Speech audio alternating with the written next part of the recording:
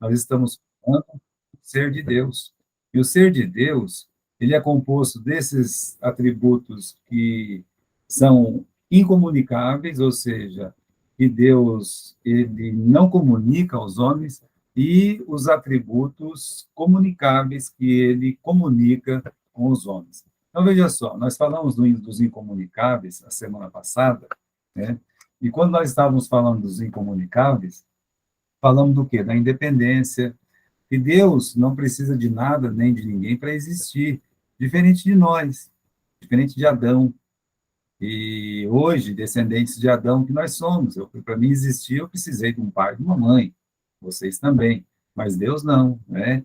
E isso leva ao quê? A doutrina de um outro atributo, que é a eternidade de Deus, sem começo, sem meio, sem fim. E aí vem aqueles atributos da onipotência, onipresença, onisciência, né? E também a imutabilidade. Deus não é como o homem, que ele muda, Deus, ele é imutável. Então, esses são alguns dos atributos que nós chamamos incomunicáveis. Agora, existem os atributos que nós chamamos de comunicáveis, né? Então, vamos dar uma olhadinha aqui. O termo, vamos ler em cima primeiro. Atributos comunicáveis. Em que aspecto Deus é como nós no seu ser e nos atributos mentais e morais? O termo comunicável indica que podemos encontrar em nossa personalidade traços dos atributos divinos, ou seja, ele reparte isso conosco. É claro que, se a gente falar, por exemplo, um dos atributos comunicáveis é amor. Deus quer que você ame, que você expresse esse amor. Deus quer que você possa mesmo, né, ter uma vida de amor, mas o seu amor jamais vai ser igual ao de Deus. É por isso que, apesar de ser um atributo comunicável, ele pode se encontrar em nós somente numa pequena medida dentro do universo imensurável que ele existe em Deus. Então, Deus nos criou e nos comunicou esses atributos ao seu ser, mesmo que em medida infinitamente menor. Os atributos comunicáveis devem ser imitados na nossa vida.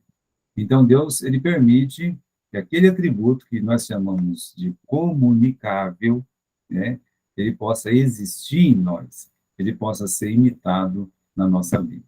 Então, eu não posso imitar Deus na eternidade, né?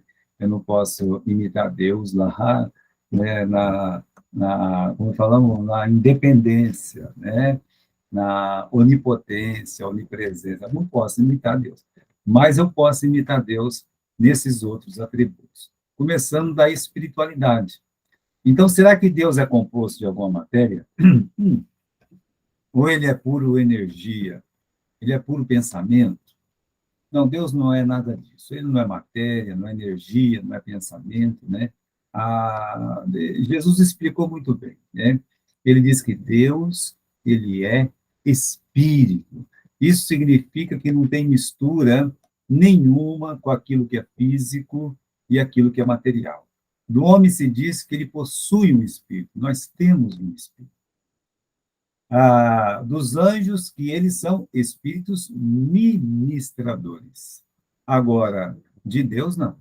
Deus, ele é espírito. Um espírito, ele pode habitar um corpo, mas um espírito puro não tem e não habita um corpo. Então, veja como é uma visão diferente do espírito, porque ele não precisa habitar e ele não precisa ter um corpo para existir. Então, Jesus disse após a ressurreição: um espírito não tem carne nem ossos, como vedes que eu tenho. Dizer que Deus tem como atributo a espiritualidade é dizer que ele existe como um ser. Ele não é feito de matéria, e não tem partes nem dimensões, incapaz de ser percebido pelos nossos sentidos corpóreos, e mais excelente do que qualquer outro tipo de existência. Então, isso aí é dizer falar da espiritualidade de Deus, né? É dizer que ele não existe como matéria, que ele não tem nem parte e nem dimensões, tá? Então, meus irmãos, como a gente pode sentir Deus de uma forma corpórea, né? A gente não pode. A pessoa pensa, não, não pode, tá? Não pode nesse sentido que Deus é espírito. Deus nos deu um espírito no qual nós podemos adorá-lo e nos unir ao Filho e ao Espírito Santo, no qual passamos a presença do Senhor quando nós morremos.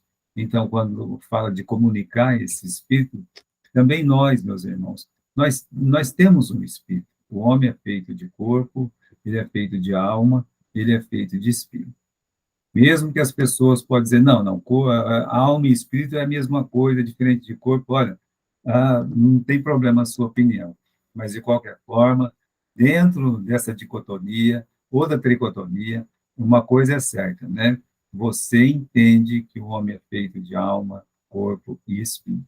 Então, esse espírito que Deus nos deu é justamente para poder se comunicar com ele. É esse Espírito, meus irmãos, que realmente vem, o Espírito Santo, quando nós recebemos Jesus, e pode agir poderosamente na nossa vida.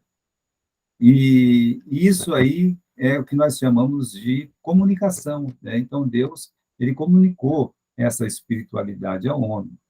Uma outra coisa, né? Invisibilidade. Ligado à espiritualidade está o fato que Deus é invisível, né? Por causa do seu espírito invisível. Dizer que Deus tem como atributo a invisibilidade é dizer que a essência integral de Deus, todo o seu ser espiritual, jamais pode ser vista por nós, embora Deus se revele a nós por meio de coisas visíveis. Ele é invisível, sim, né? Mas ele é bem visível nas suas obras, ele é bem visível, meus irmãos, em tudo o que ele tem feito. Então, a própria Bíblia afirma isso, né? Que ninguém jamais viu a Deus. Paulo escreve, Pastor, sim, irmã Aline. aqui na escolinha teve um dia que as crianças, a gente falando, eu falando sobre Deus, assim, sobre a palavra, e as crianças, eu tenho pequenininhos de 3 anos até 13 anos. E daí surgiu a pergunta, as crianças falaram assim, mas tia, a gente não consegue ver Deus. Eu falei, mas a gente pode sentir. Eu falei, vamos fechar os olhos, que eu vou dar um exemplo. E liguei o ventilador para eles, aí eles fecharam o olho. Eu falei, vocês estão sentindo o vento? Eles falaram, sentimos. Eu falei, abre os olhos agora, vocês podem ver o vento?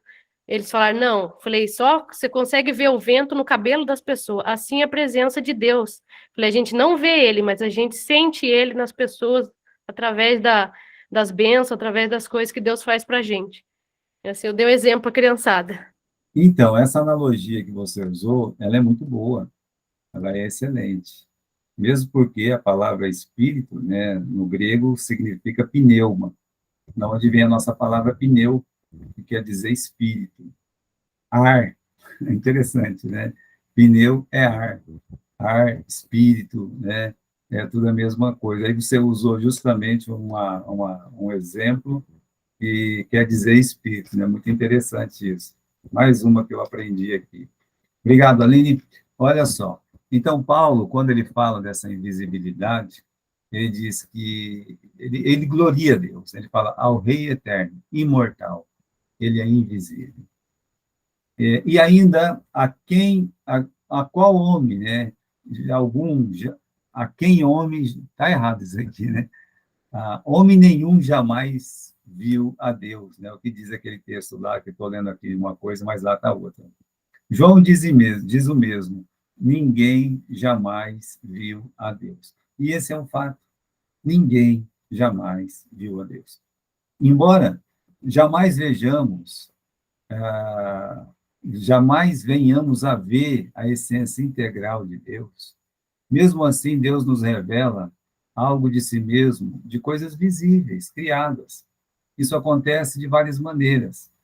E uma das maneiras, meus irmãos, vocês sabem, é das coisas criadas, correto? Como a própria irmã Aline já citou. Então, olha, mas existem outros meios que Deus se revelou, além da sua criação e coisas assim. Isso acontece de várias maneiras, por exemplo, a teofania. Teu quer dizer Deus, e fania quer dizer aparição, né? Então, quando nós falamos de teofania, ou aparição de Deus, foi quando Deus assumiu formas distintas para se comunicar pessoalmente com homens como Abraão, Jacó, Manoá, etc. Então, Deus, dentro da sua soberania, ele se permitiu a isso. Ele se permitiu a aparecer de uma forma semelhante aos homens, tá? E uma manifestação mais impressionante foi a própria pessoa de Cristo, mas desta vez por nascimento, né? Ele pode dizer: quem vê a mim, vê o Pai. Então, até uma coisa assim, né? Ah, pastor, eu queria muito saber como Deus é, eu queria saber como Deus pensa, eu queria saber o que Deus faria aqui no meu lugar agora, se ele estivesse aqui. Olha, não é difícil você pensar sobre isso, porque quando você vê Jesus agindo, Jesus falando, a forma com que ele se conduzia em algumas situações é a mesma presença de Deus, porque ele era Deus. Ele é Deus. Então, sendo Jesus Deus, a gente pode imaginar, né? A gente pode refletir. Essa é uma pergunta, né, que o Felipe fez. Senhor, mostra-nos o Pai e basta, né? Olha, o Senhor só mostrando o Pai para a gente vai ficar contente. Aí Jesus olhou e disse, né, essa palavra aí, que está em João capítulo 14. Ele diz assim, ó, quem vê a mim, vê o Pai. Então, o que Jesus diria para um fariseu? O que Jesus diria para mim, né? Então, o que Jesus disse lá vai dizer para mim. Então, o que Deus vai dizer para mim? A mesma coisa que Jesus diria para mim. Então, irmãos, apesar de não vê-lo agora, o veremos face a face e haveremos de vê-lo como ele é. Apesar de Deus ser invisível, ele nos permite, né? E isso é uma coisa muito importante, né? Essa promessa que vem de Deus de havemos de vê-lo face a face. Esse é um outro atributo que Deus tem, além desse que nós vimos, né? Aí agora a invisibilidade. Pode pular, né? Vamos ver aí o que nós tem pela frente. E agora os atributos intelectuais, aquilo que faz parte da mente de Deus, né? Como, por exemplo, o conhecimento, a onisciência, que tudo conhece. Eliú diz que Deus é aquele que é perfeito em conhecimento. O Eliú, ele é um crente. Ele não estava no nível de Jó, mas também ele não estava no nível de Elifaz, né? De Zofar. E então ele está no nível um pouquinho melhor, né? Mas ele que disse essa frase aí, né? Que é perfeito em conhecimento. Isso lá no tempo de Jó, que é um tempo muito antigo. Eles já sabiam, meus irmãos, sobre o conhecimento, sobre a onisciência de Deus. Quando fala que é perfeito em conhecimento, é porque nada que existe no mundo, no céu, debaixo do céu, aqui na terra, nas profundezas do mar, foge ao conhecimento de Deus. Então, Deus é aquele diante do qual não há criatura que não seja manifesta. Pelo contrário, todas as coisas estão descobertas, tem tradução que traz a palavra nua, e patente aos olhos daquele a quem temos de prestar contas.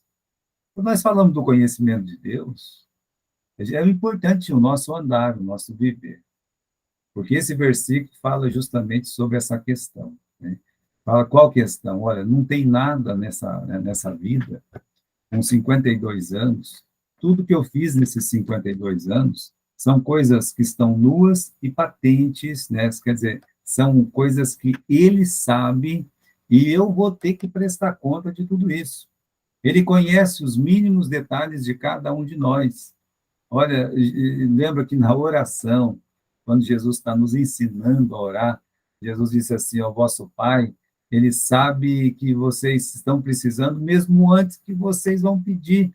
Então, antes de você fazer o pedido, ele já sabe o que você vai pedir e o que é que você vai pedir. Você nem sabe, mas Deus, ele já sabe. Então, ele conhece, né? Os nossos atos, conhece nossas palavras, conhece os nossos pensamentos. Ainda tem esse versículo que diz que até os cabelos da nossa cabeça estão contados.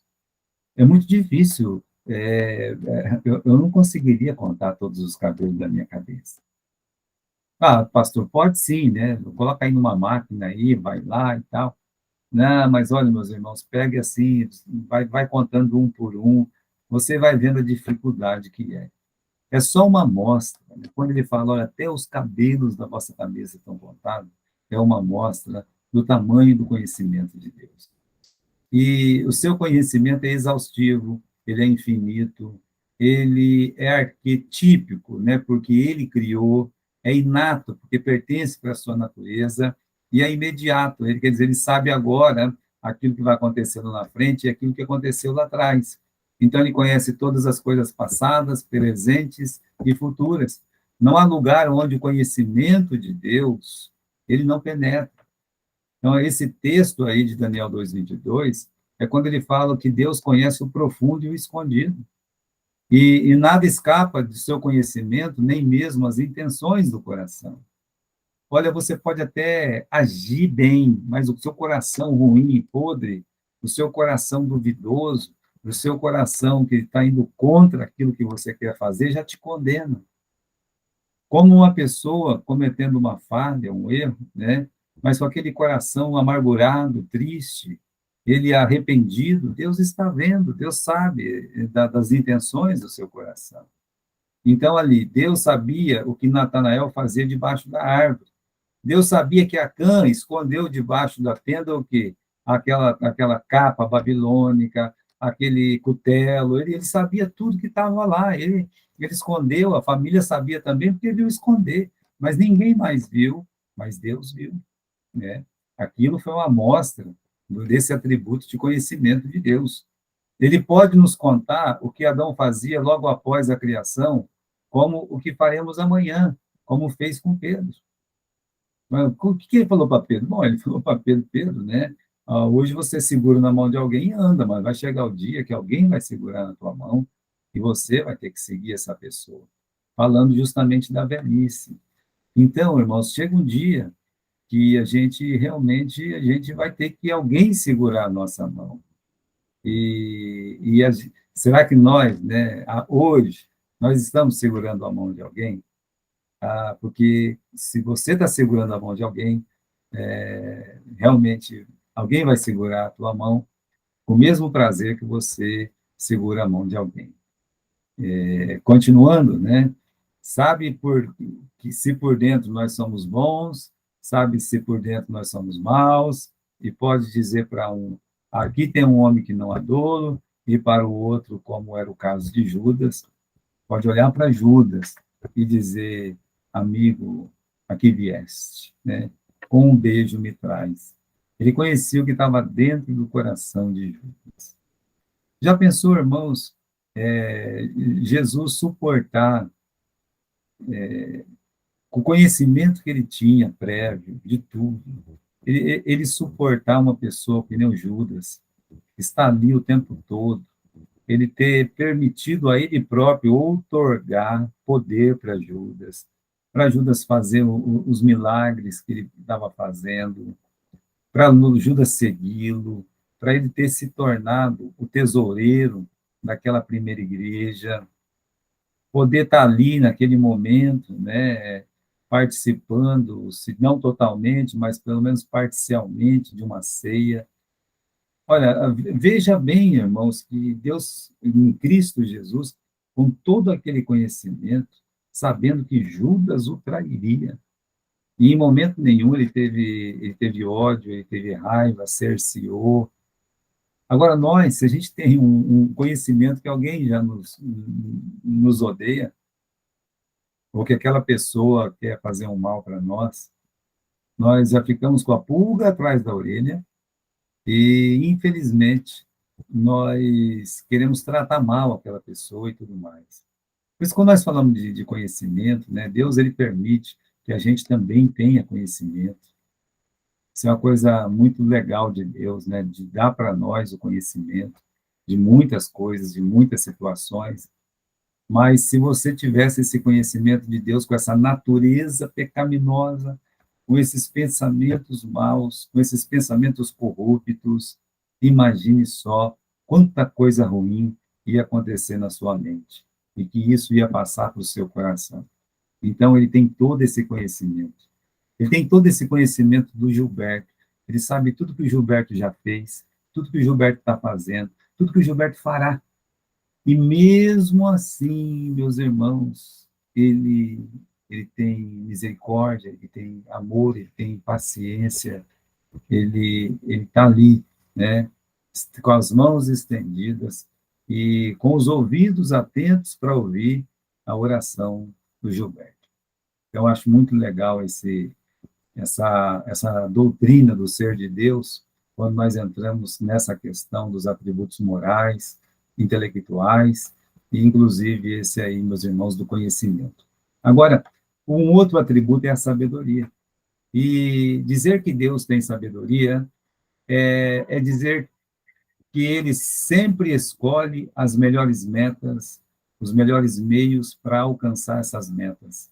Suas decisões são sempre sábias e sempre trazem os melhores resultados. Meus irmãos, a forma que ele trabalha numa vida para mudar o mundo, para mim, é fruto dessa sabedoria perfeita. Até nós temos citado aqui o trajeto, né, a vida de José, é um dos exemplos que é citado aqui. Mas José, ele é um homem, ele é um rapaz, né, ele é um rapazinho novo ainda, e ele não consegue controlar toda aquela sabedoria que ele tem e o dom que Deus deu para ele de interpretar sonhos e os sonhos que Deus deu para ele. E Deus colocou sonhos no coração de José. Qual que era o sonho, né? Olha, você vai comandar os seus irmãos, seu pai, ou seja, você vai comandar tudo, você vai estar por cima de tudo, colocando ele no alto posto. Então ele sabia que Deus tinha um plano para ele, que era um plano maravilhoso. O fato dele ficar contando repetidamente e de uma forma que os irmãos se irritavam e ele continuava a falar, continuava a contar, mostra um pinguinho de orgulho que só ia se desenvolver para uma soberba, uma vanglória terrível lá na frente. E se o José é um homem sábio, a sabedoria dele é infinitamente menor que a sabedoria de Deus. Então Deus pega o seu homem, que é José, e coloca José na escola. E José tem que estudar nessa escola. E essa escola inclui prisões, escravidão, sofrimento, esquecimento. E quando ele sai de lá e se torna um homem grande, Deus coloca ele diante dos irmãos e ele praticamente faz com os irmãos aquilo que os irmãos fizeram com ele. Ou seja, ele prende, né? Ele coloca irmãos distantes um do outro. Ele manda irmãos faltando o irmão lá para o pai. Então, assim, parece que ele está descontando tudo que ele está fazendo. Mas, na verdade, ele tem sabedoria para fazer isso. Mesmo que aquele impulso carnal o incline a fazer aquelas coisas. E Deus usa aquela inclinação para também trabalhar no coração de José. E a sabedoria de Deus está nisso, em que ele pega um menino que não sabe o que vai fazer com tanto conhecimento, trabalha, leva ele a aproveitar todo o seu conhecimento, para depois olhar para os irmãos e ver que Deus deu todo aquele conhecimento para ele ser o Zafenate Paneia, para ele ser o salvador deste mundo. Então, veja, a sabedoria de Deus. Na verdade, ele quer tratar no coração de um menino de 17 anos, mas ele quer tratar no coração dos irmãos desse menino, que são rebeldes, são brigões, são teimosos, são mundanos, alguns imorais. E ele quer trabalhar no coração do mundo inteiro. Ele quer salvar da fome o mundo inteiro. Então, veja a sabedoria de Deus. Ele quer tratar do mundo, mas para ele tratar do mundo, ele trata primeiro de um coraçãozinho de 17 anos. Isso é sabedoria. Veja só, dizer que Deus tem sabedoria significa dizer que ele sempre escolhe as melhores metas e os melhores meios para alcançar essas metas. Suas decisões são sempre sábias e sempre trazem os melhores resultados. Sempre trazem os melhores resultados. Com Deus está a sabedoria e força, ele tem conselho, ele tem entendimento. É engraçado como o livro de Jó, ele é profundo em teologia. Vira e mexe, a gente cita o Jó aqui. Sua sabedoria se revela especialmente na criação, pois todas as coisas com sabedoria fizeste. Meus irmãos, esse salmo aí, o 104, é daquele versículo que diz, né? Ó Senhor, quão variadas são as suas obras. E aí diz, todas as coisas com sabedoria o fizeste. Veja, se Deus tivesse feito tudo azul, como é que ia aparecer o céu? Se Deus tivesse feito tudo verde, como é que ia aparecer as árvores, se tivesse feito tudo azul, desculpe. Mas se ele tivesse feito tudo verde, como é que ia aparecer o céu? Deus, ele não fez só um tipo de árvore, como não fez só um tipo de peixe, como não fez só uma espécie de ave, e também não fez um ser humano igual ao outro, para ficar tudo igual ao caminhão de melancia. Pelo contrário, há uma variedade nas obras de Deus. Isso não cansa os nossos olhos. Não precisa você ver sempre a mesma imagem o tempo todo. Não, Deus não fez isso. Deus fez um mundo maravilhoso, variado, o que mostra a sabedoria dele. Falei para vocês, né, do exemplo que o irmão Félix Raci, ele dava da sabedoria de Deus. Porque ele era médico, ele tinha uma visão de médico das coisas. Dizendo o seguinte, né, eu vou falar de novo, que pode ser que você não ouviu, e é importante que você ouça de novo. Quando uma mulher está gestante, ela vai dar à luz a uma criança. E essa criança, ela vai vir no mundo completamente desprotegida. Ela está ali naquele mundo dela, no ventre da sua mãe, guardada ali dentro, protegida, se alimentando, respirando. É um momento, né, maravilhoso da criança, mas ela vai ter que sair daquela bolha, ela vai ter que sair dali. E quando ela sai dali, veja que interessante, né, como o irmão Félix mostrava a sabedoria de Deus, da mesma forma que Deus preparava aquela criança para crescer e viver fora do ventre da mãe dela, Deus, ele preparava o corpo da mãe para receber aquela criança, para ela ter um leite para alimentar aquela criança. Veja só, o abraço para protegê-la e tudo mais. Ou seja, não vai vir no mundo sem a proteção, sem a guarda, sem o alimento. Então, ele falava isso para mostrar como Deus é sábio. E, irmão, a sabedoria de Deus é uma coisa maravilhosa dentro do estudo da teologia, né? Se tem uma coisa que eu gosto de estudar, é a sabedoria de Deus. Tem um versículo na Bíblia que diz assim, é melhor você ver o fim das coisas do que o começo delas. Às vezes você vê, né, uma pessoa, ela pode fazer alguma coisa que não deveria e ser punida, mas punida ferozmente, mesmo pelo próprio Deus. E você vê no final, se você esperar o final daquela história, você consegue enxergar como Deus é sábio em tudo que ele faz. Como Deus, ele é sábio em tudo que ele faz. Então, ele vai transformando aquelas situações que são tidas como ruins, como caóticas, em momentos do quê? Em momentos de glória, porque ele sempre vai fazer aquilo que dá mais glória para ele.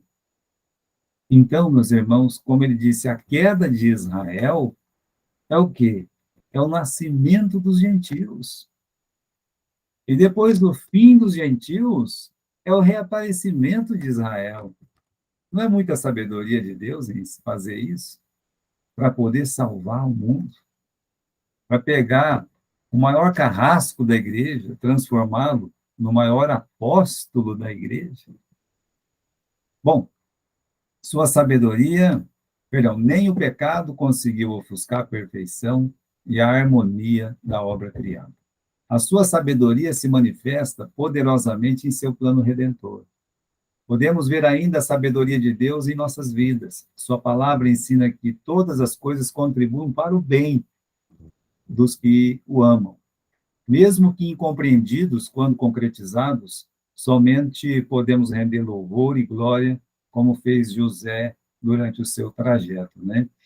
Então, a sabedoria que vem de Deus é comunicada a nós. E agora, pastor, eu não tenho sabedoria. Bom, não tem. Está escrito lá, Tiago, capítulo 1, versículo 5. Se você não tem sabedoria, você peça a Deus e Ele dá liberalmente. Ele quer te dar sabedoria. Mas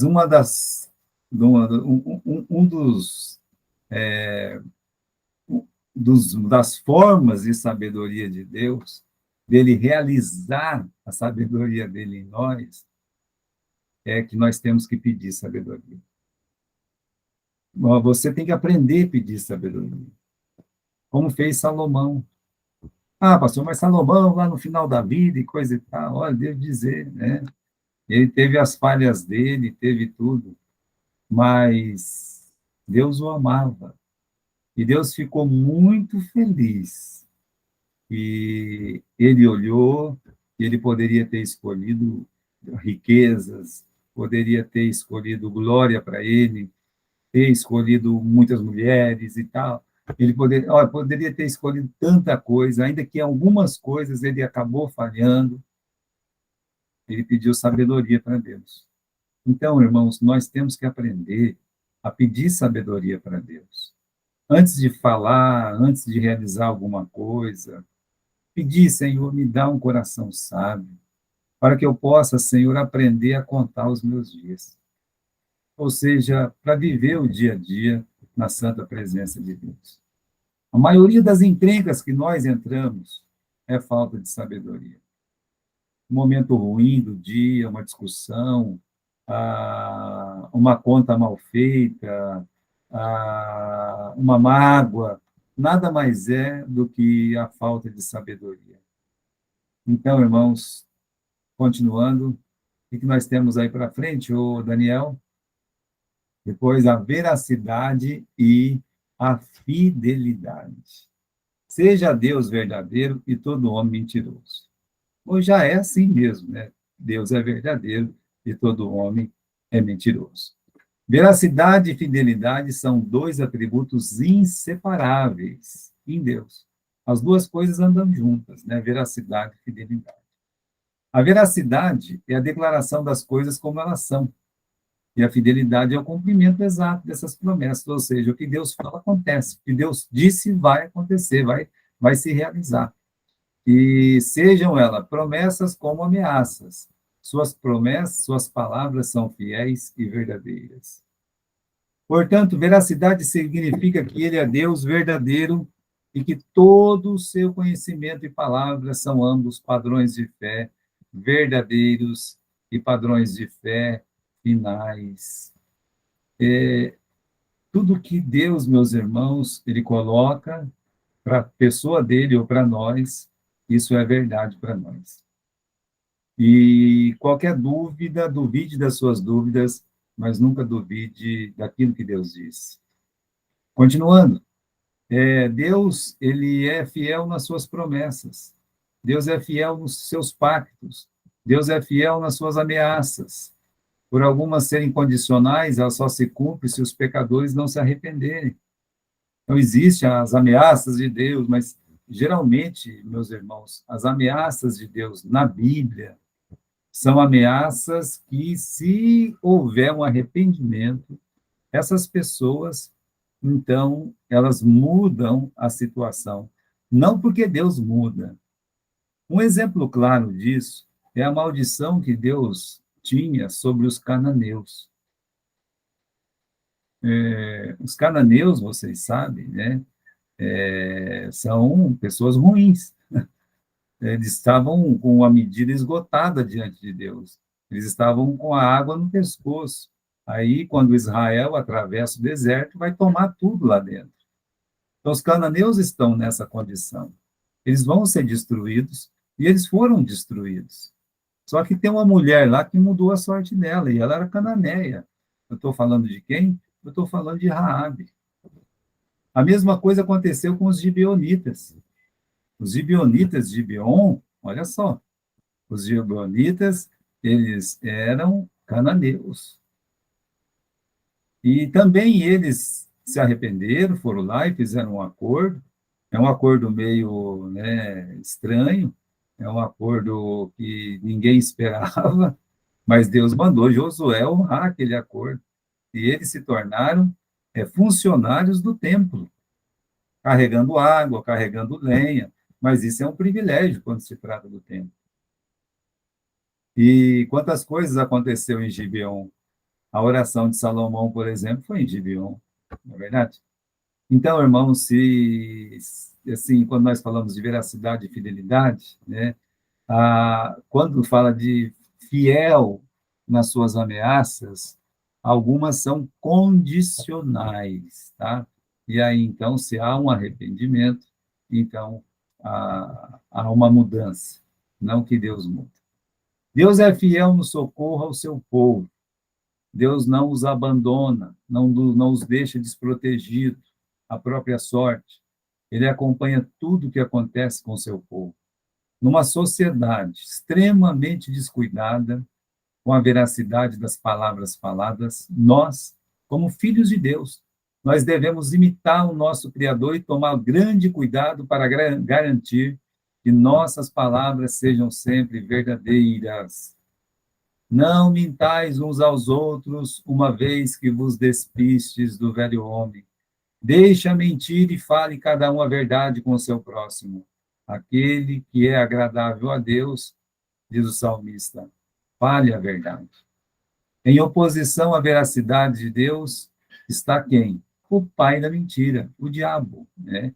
E quando profere mentira, fala do que lhe é próprio. Quando mentimos, desonramos a Deus e diminuímos a sua glória. Veja que atributo interessante Deus ele quer que nós possamos absorver e ter em nossa imagem esses atributos que é a veracidade e a fidelidade. De falar a verdade, de ser fiel. Então, irmãos, por isso, comunicamos. Agora vamos lá no outro, né? O irmãozinho Daniel vai nos colocar um novo aí. Que nós temos aí o amor de Deus. Eita, né? Que atributo maravilhoso, o amor de Deus. Ele também é comunicável, né? Para os crentes, o amor é um dos aspectos mais importantes da bondade de Deus. O amor de Deus é responsável pela restauração do seu relacionamento com os homens e destes para com ele. Se não fosse o seu amor, jamais seríamos restaurados ao seu próprio favor e para sempre nós estaríamos mortos. Olha, o amor de Deus o amor já é lindo, né? Imagine ser de Deus. E Deus é a própria beleza. Os seres humanos possuem amor porque eles o receberam da parte de Deus. Mas o amor não é parte deles, porque muitos vivem sem amor e não possuem amor para dar. O amor que os seres humanos possuem é derivado, mas o amor de Deus é original, pertence à sua essência, é nato nele. Por isso, meus irmãos, há uma diferença, né, do nosso amor para o amor que existe em Deus. O amor de Deus tem nascedor em si mesmo. A razão do amor de Deus nunca está no objeto amado. A pessoa vai amar uma outra pessoa, um jovem ama uma jovem ama um jovem. Geralmente é porque é bonita, é porque eu gosto do jeito que fala, é porque aquela pessoa tem aquilo que eu queria, né? Então, o amor ele vai se direcionando dessa forma, né? Ou seja, o amor humano às vezes está no objeto amado, mas não é o caso do amor de Deus. O amor de Deus faz parte da natureza de Deus. Por isso, ele ama e nunca ele cessa de amar. Deus ele não para de amar nunca, nós paramos. Pastor, tem duas palavras que definem o amor que eu falei para as crianças, que você amar por quê? Ah, eu amo porque isso, porque aquilo. Então, você, quando aprende a amar apesar de, aí você conhece mais ou menos um pouco do que é o amor de Deus. Deus ama apesar de nossos defeitos, nossas dificuldades, do jeito que a gente é. Eu falei, então, a gente tem que amar não apenas por quê, mas apesar de, né? Apesar de sermos pecadores, né? É o que diz o livro de Romanos. E assim é o amor de Deus. Ele, né? Ele, o nascedouro é onde? É nele próprio. Mas quando a gente absorve desse amor de Deus, irmãos, a gente aprende a amar o nosso próximo também. É claro que nós nunca vamos amar como Deus, mas nós podemos imitá-lo no amor. O amor de Deus é eterno, o nosso nunca vai ser eterno, né? Mas é contrário do amor dos homens, que é transitório. Como podemos ver em Jeremias 2:2, o amor de Deus, ele dura para sempre. Com amor eterno vos amei. Por isso vem uma ressalva aqui, a ressalva sobre o amor de Deus pelo seu povo, a nação de Israel. E aí eu posso até, né, eu faço minhas palavras da irmã Aline, né? Ele ama Israel, apesar de Israel ter crucificado Jesus. Ainda que os nossos pecados o levaram para lá, então Pedro lembra, vós crucificaste o santo, o justo. Ele ama Israel, apesar de Israel não olhar para Jesus e não amar Jesus. E ser uma oposição à fé hoje. Mas, irmãos, ele ama. O amor de Deus, ele é eterno. O amor de Deus não é apenas eterno, é um amor imenso, é um amor que procura. O amor de Deus é imensurável em sua grandeza. Vede que grande amor nos tem concedido o Pai, a ponto de ser chamado seu filho. Isso é a maior prova do amor de Deus. É o fato dele me chamar de seu filho, poder olhar para mim e dizer assim: Gilberto, você é um filho, você é meu filho, e me dá a autoridade de dizer: o Senhor é o meu Pai. Então, veja só, né? Paulo fala da imensidão desse amor. Além disso, o amor ele vai à procura dos elementos perdidos. Quando você tem a parábola lá no capítulo 15, então o bom pastor ele busca suas ovelhas. Aquela mulher ela está procurando a sua moeda. E o pai está lá com os olhos na estrada, esperando que o filho chegue para lhe dar um abraço, para lhe dar um anel, para lhe dar uma sandália, para lhe dar uma roupa, para lhe dar um beijo, para lhe dar um abraço, para lhe dar uma festa. Veja, esse é o amor de Deus, apesar de ser pródigo, né? Então, veja só, Deus tem prazer de buscar os seus amados onde e como eles estiverem. E isso serve para aqueles que não são crentes, Deus vai buscá-los, como aqueles que são crentes, Deus vai restaurá-los. O amor de Deus é soberano. Deus ele não é influenciado por nada em seu amor, a não ser pela sua própria natureza. Nada de fora o impulsiona a amar as criaturas caídas. Ele as ama de acordo com o seu próprio caráter. Ele resolve amar a quem quer, porque o amor não é uma dívida dele para com os seres caídos. Logo, ele se resolve a amar soberanamente a quem ele quer. Nenhum de nós pode contrariá-lo em suas decisões de amor. Deus, ele escolhe, meus irmãos, quem ele ama intensamente, ele ama soberanamente, ele ama imensamente. É o jeito de Deus amar. Uma outra coisa é que o amor de Deus sempre triunfa.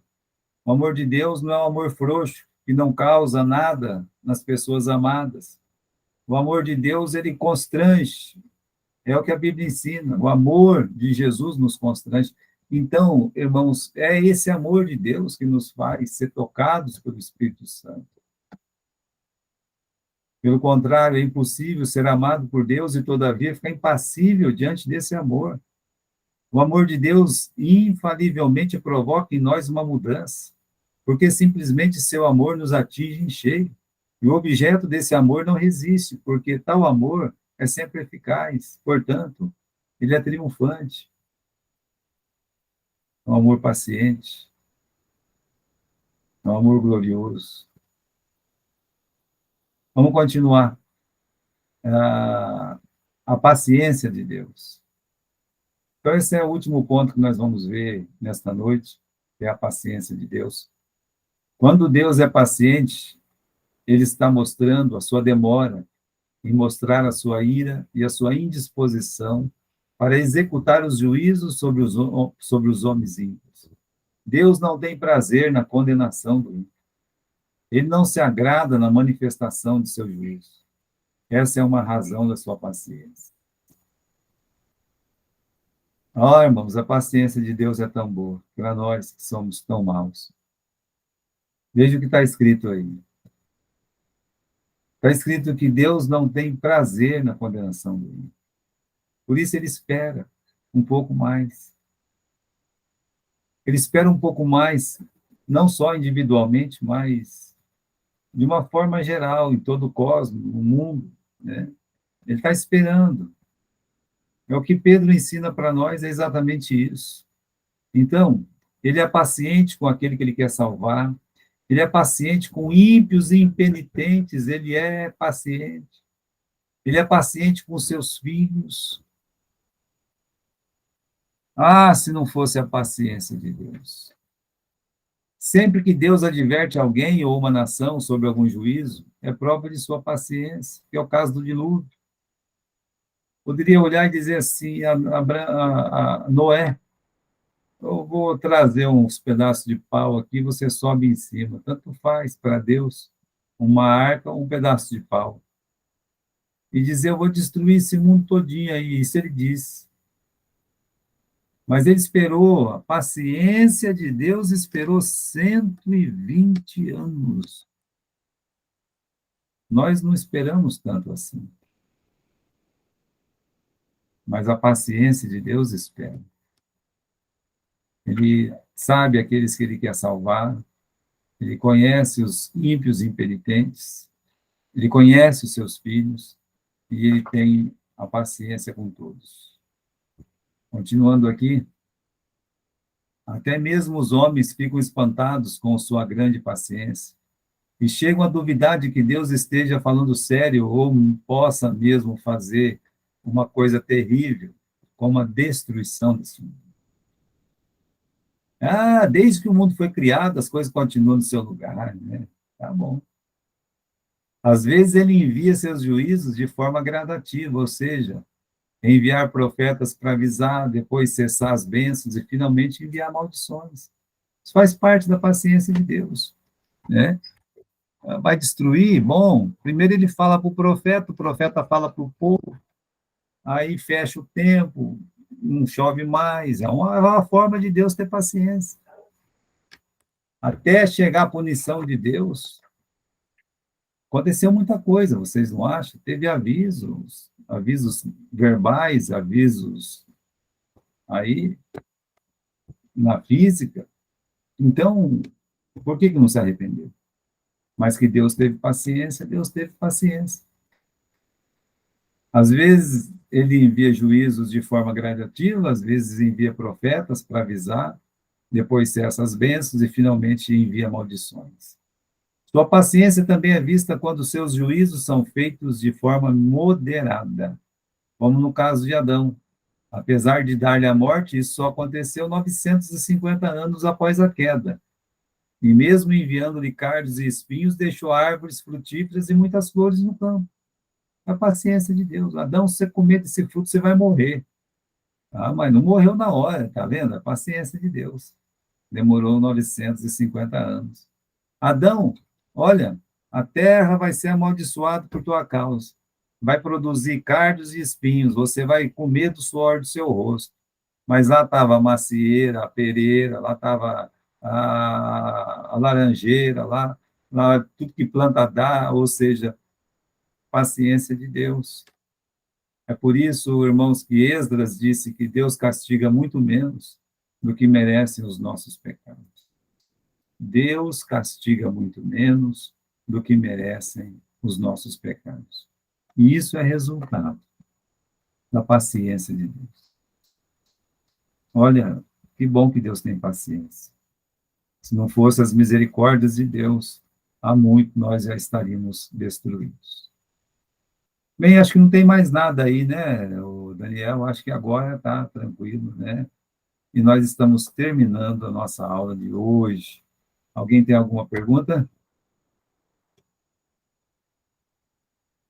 Nada? Tá bom. Que bom ter o Samuel aqui de volta, Samuel. E você também, Aline, né? Irmã Máurea, irmã Aurelino, irmã Neuza, Daniel, boa noite para Boa vocês. noite, pastor. Até quarta. Obrigado por não desistirem de mim.